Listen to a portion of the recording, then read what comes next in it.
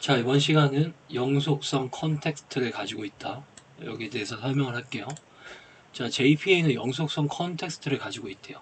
자, 이게 무슨 말이냐면 영속성이 뭔지는 이제 다 아실 거예요. 영속성이라는 건 어떤 데이터를 영구적으로 저장하게 해주는 이거를 persistence, 영속성이라고 하고, 우리 자바에서는 이 데이터를 영구적으로 저장할 때 파일 시스템이 아니라 데이터베이스에 저장을 해요. 우리는 이 수업에서는 MySQL을 쓸 거예요. MySQL. 자, 그럼 컨텍스트라는 얘기는 뭐냐면, 이게 이제 프로그래밍을 하다 보면 이 컨텍스트라는 게 굉장히 많이 나오거든요. 이 말이.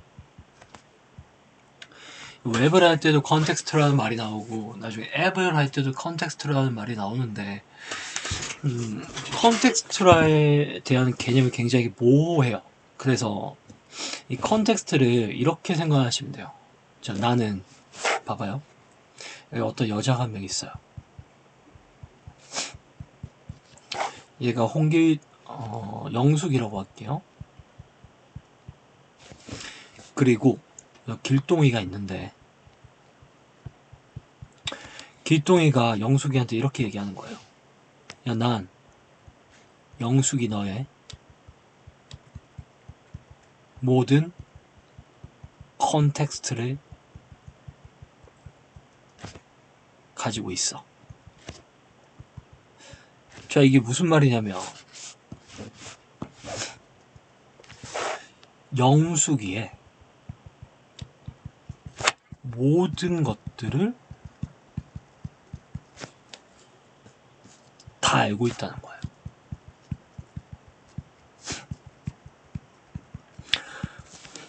자, 그러면 길동이가 영숙이한테 이렇게 얘기하잖아요. 난 영숙이 너의 모든 컨텍스트를 가지고 있어. 라고 하면 영숙이는 이렇게 생각하면 돼요. 얘가 변태라는 거죠. 변태. 컨텍스트라는 건 그런 거예요.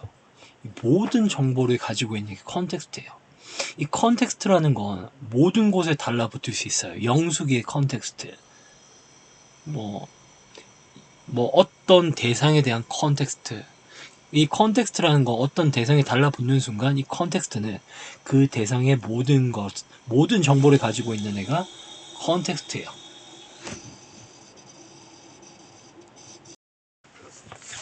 한 번씩 이제 프로그램에서 보면 컨텍스트를 넘겨준다는 이야기가 있어요.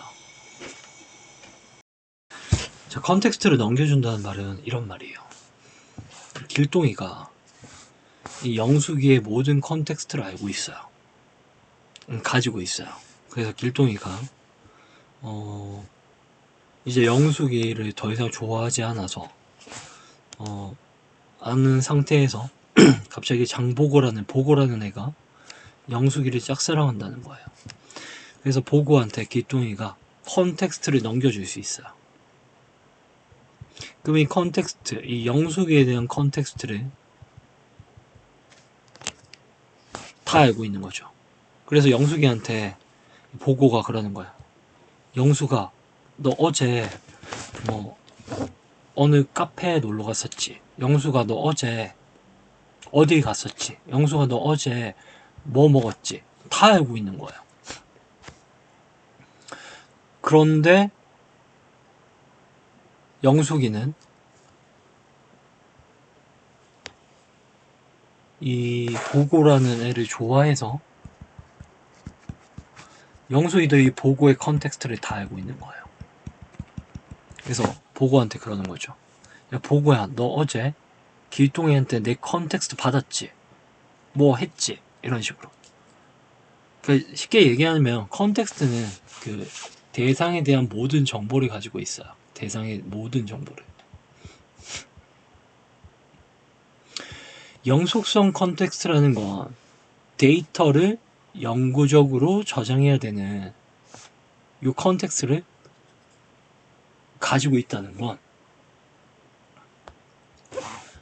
이 컨텍스트는 이런 거죠. ORM에서는 봐봐요.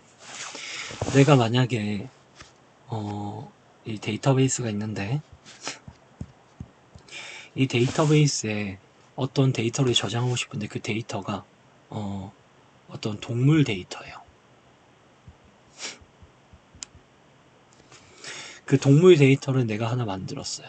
만들고 이 저장하려고 하면 내가 다이렉트하게 데이터베이스에 접근해서 저장하는 게 아니라 이 중간에 영속성 컨텍스트라는 게 있어요. 영속성 컨텍스트는 이 자바가 데이터베이스에 데이터를 저장해야 되는 모든 것들을 알고 있는 애가 이 영속성 컨텍스트죠.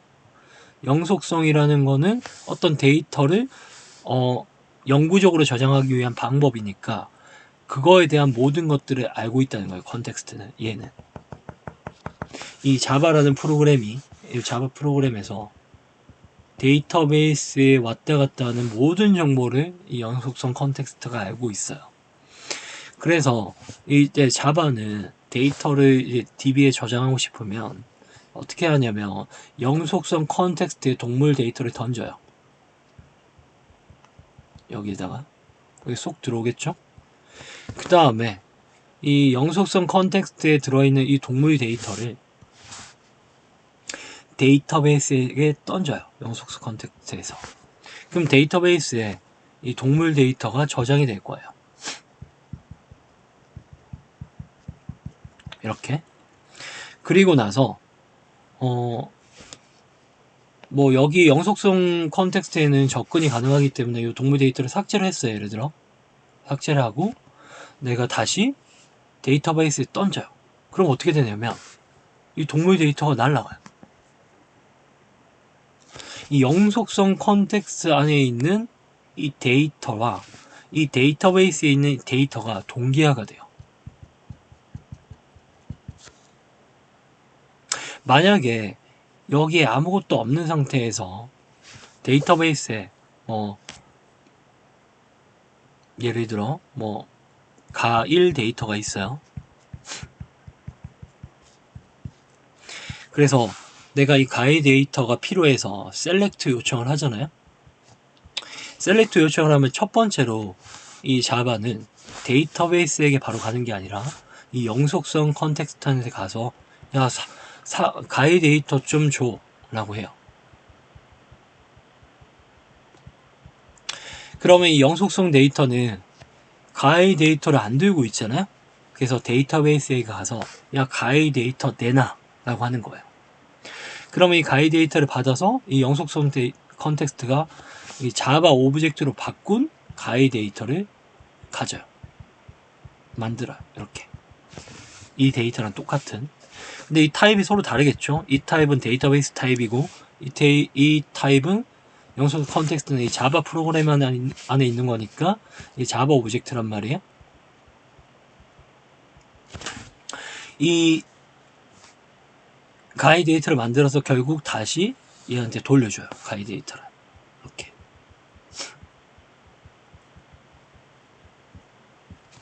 그러면 이제 이 가의 데이터와 이 가의 데이터, 이 세 개의 데이터는 서로 데이터가 일치하거든요. 셋의 데이터가. 자, 이 상태에서 내가 이 가의 데이터의 내용을 변경을 해요.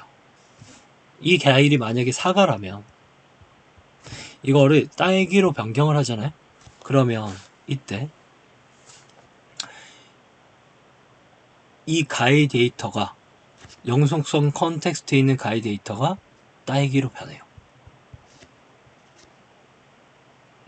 그리고 내가 데이터베이스에 커밋해서 데이터를 밀어 넣으면 이 변경된 데이터를 밀어 넣으면 어떻게 되냐면 원래 가의 데이터와 이 영속성 컨텍스트가 두고 있는 가의 데이터의 형상이 달라져 있거든요. 어떻게 달라져 있냐면 얘는 딸기고 얘는 사과예요. 이때 어떤 일이 일어나냐면 인서트가 아니라 업데이트가 일어나요. 왜냐하면 서로의 데이터가 다르니까 같은 데이터인데 데이터가 다르구나 해서 업데이트 문이 자동으로 호출이 됩니다. 이런 것들을 해주는 게 영속성 컨텍스트예요. 이 영속성 컨텍스트는 이 자바라는 애가 데이터베이스에 저장하고 뭐 데이터베이스에 있는 데이터를 셀렉트해서 가져오고 하는 이 일련의 모든 정보를 이 영속성 컨텍스트에 다 영속성 컨텍스트를 통해서 다 확인할 수 있어요. 그러니까 다 들고 있다는 거죠. 이 자바가 데이터베이스에 저장해야 되는 그런 모든 메타데이터 정보들을 이 영속성 컨텍스트가 다 두고 있어요. 그래서 자바는 항상 이 영속성 컨텍스트를 통해서 데이터베이스에 데이터를 저장하고 데이터베이스에 있는 데이터도 이 영속성 컨텍스트를 통해서 데이터가 자바 쪽으로 전달이 돼요. 그리고 이 영속성 컨텍스트에서 일어나는 이 모든 이들은 자동으로 처리가 됩니다. 이게 영속성 컨텍스트예요. 자, 그리고 JPA는 데이터베이스와 OOP의 브리치를 해결하기 위한 방법론을 제공한다 라고 하는데 여기까지만 얘기를 할게요. 우리가 이제 데이터베이스를 보면 테이블에 팀이라는 테이블이 있고요, 플레이어라는 테이블이 있어요. 우리가 이제 야구라는 어떤 프로그램을 만들 건데, 이 프로그램을 만들기 위해서 테이블 2개를 만들었는데, 이 팀은 아이디, 네임, 이어를 들고 있고, 이 플레이어는 아이디, 네임, 플레이어 이름,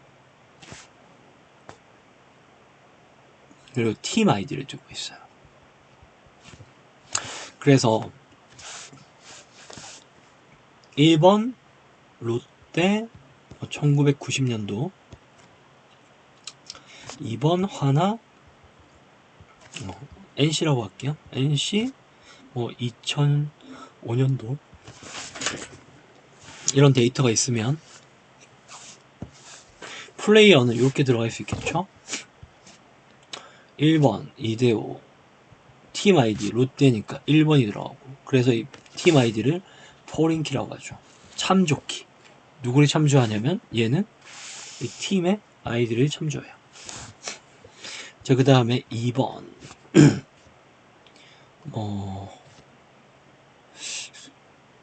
제가 야구를 잘 안 좋아해서 옛날 야구밖에 모르겠어요. 공필성 1번, 그리고 3번 가득염 1번, 4번 홍길동 NC팀의 2번, 이런 식으로 이제 데이터가 들어가면 이 데이터베이스를 보면 특징이 뭐냐면 각각의 이 컬럼들은 가질 수 있는 데이터가 기본 자료용들이에요. 무엇에 못 가지냐면 오브젝트를 못 가져요. 무슨 말이냐면 이데오는 1이라는 인티저 데이터를 가지는 거지, 이 롯데 1990년 1이라는 이 세 가지 데이터를 통으로 들고 있는 이 오브젝트를 못 가진다는 거야, 여기서. 근데 이거를 자바의 관점에서 한번 볼게요. 자바에서 관점에서 보면, 자, 이거를 만약에 내가 모델링을 하면 이 플레이어와 팀을 이렇게 되겠죠. 팀 클래스가 있으면 int id 그리고 string name,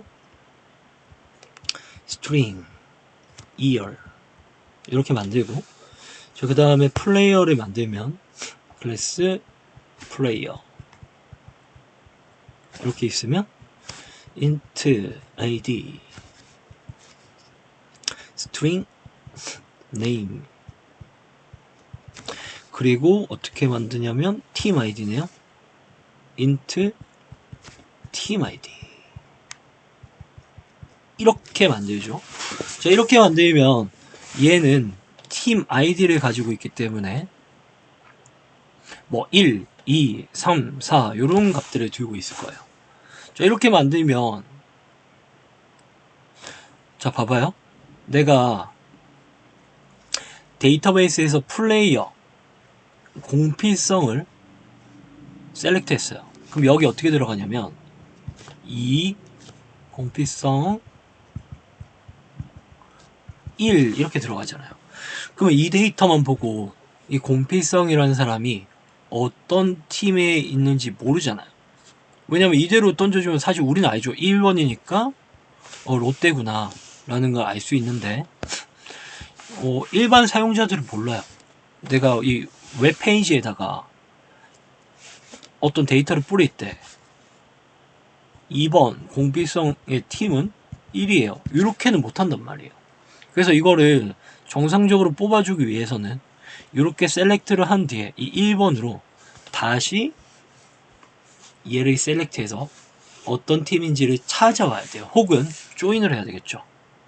그래서 두 번의 셀렉트를 한다든지 혹은 조인을 통해서 해결을 해야 돼요. 근데 실제로 이 자바 프로그램에서는 이렇게 안 해도 되잖아요. 왜냐하면 자바는 이 기본 자료형이 아닌 이 오브젝트를 저장할 수 있단 말이에요. 그래서 여기다가 이렇게 할 수 있어요. 팀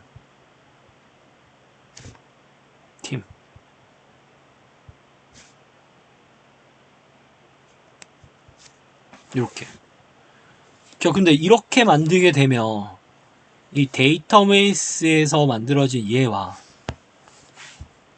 얘 두 개는 서로 모순이 되죠. 왜냐하면 얘는 플레이어는 id라는 int 값과 name이라는 string 값과 team id라는 int 값을 가지고 있는데 거기에 맞춰서 만들기 위해서 만들게 되면 얘가 int가 돼야 되잖아요. 얘가 int가 돼야 되는데 얘를 int로 만들지 않고 이렇게 오브젝트로 만드는 거예요. 자, 이렇게 만들게 되면 이 팀에는 오브젝트를 저장할 수 있단 말이에요. 팀 오브젝트를. 이렇게 되면 진정한 이 OOP를 이용할 수 있어요. 객체 지향을. 근데 우리 아까 전에 방식으로 한다면 객체 지향을 이용할 수 있는 게 아니라 어쩔 수 없이 데이터베이스 테이블에 맞춘 클래스를 만들어야 돼요. 근데 여러분들이 ORM을 하게 되면 모델을 만들 때 자바가 주도권을 쥐고 있는 모델을 만들 수 있어요. 이 방식으로. 그리고 이렇게 들어간 데이터를 인서트 하거나 여러분들이 셀렉트 할 때 JPA가 자동으로 매핑해서 데이터를 여기에 쏙 넣어줄 거예요. 이런 일들을 해주는 게 ORM이에요. ORM을 통해서 뭘 할 수 있냐면 여러분들은 데이터베이스와 OOP의 불일치성을 해결할 수 있어요. DB는 객체 저장이 불가능하지만 자바는 객체 저장이 가능하죠. 그래서 자바에서 프로그래밍 할 때는 객체를 저장하고 이걸 DB에 밀어넣을 때는 JPA가 자동으로 포린키를 집어넣어 줄 거예요. 자, 이번 시간은 여기까지 하겠습니다.